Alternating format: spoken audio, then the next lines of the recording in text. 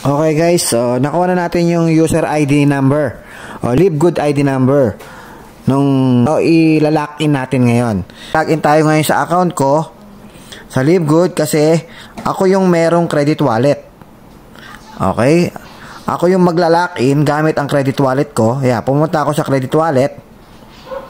Yan, tapos enter ko dito yung user ID number niya. Okay? So, tapos click ko lang to continue. Order product or pay for membership yun eh. Lalagyan ko ng user name tsaka password. Kunin natin. Ito yung password. Then, confirm password. Dalawa yan. Same password lang yan. Password, confirm password. Slide mo lang. Slide yan. Tapos, baba ka na sa dulo. Kunin mo yung i-choose mo tong become an affiliate.